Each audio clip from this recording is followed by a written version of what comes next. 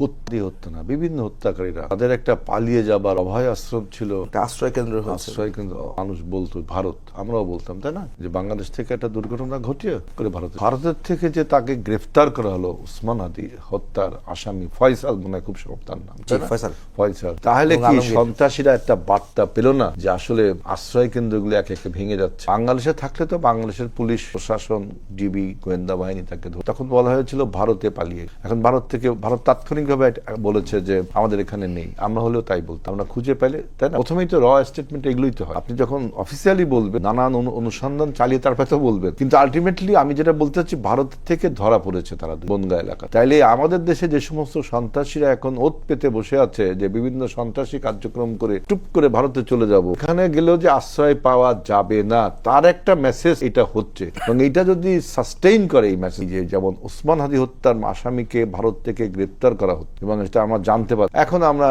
ওই যে এক্সট্রাডিশন ল, যে বন্দি বিনিময় চুক্তি যেটা বললো অ্যাডভোকেট আতিক, এক্সট্রাডিশন ল, হিসাব বিনিময় তাকে নিয়ে আসবো, তাই না? এটা ঠিক আছে, এগুলো আইন কানুন যাই হোক আমরা নিয়ে আসবো, কিন্তু মেসেজটা কত সুন্দর হলো আমি তাই বলছি। সন্ত্রাসীরা পালাবার স্থান এখন আরো বিভিন্ন, মানে পালাবার স্থান তাদের যদি এভাবে গুড়িয়ে যায়, ধ্বংস হয়ে যায়, তাহলে কি সন্ত্রাসীদের উপর একটা সেখানে ভারতের সদিচ্ছা লাগবে আসলে, কারণ ভারতে তো আপনার জুলাই অভ্যুত্থানের অনেক সেটাই আসামি বলছি, কিন্তু সেটাই ওখানে বলছি। আছে। আপনার শোনেন, আপনার কূটনীতিক রিলেশন এবং ওয়ার্কিং রিলেশন, একটা দেশের সাথে আপনার ওয়ার্কিং রিলেশন সবসময় থাকবে, আবার কূটনীতিক রিলেশনও থাকবে।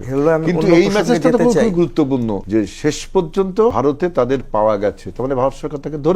তো এখন আবার এরকম যদি সদিচ্ছাগুলো থাকে যে বাংলাদেশ থেকে কোনো সন্ত্রাসী পালিয়ে তাদের ওখানে যেতে পারবে না, আশ্রয় পাবে না, তাহলে কি হচ্ছে, সন্ত্রাসীরা একটু ভয় পেয়ে আসবে, অনেক কমে আসবে। এই মেসেজটাকে যেন আমরা ইনক্রিজ করতে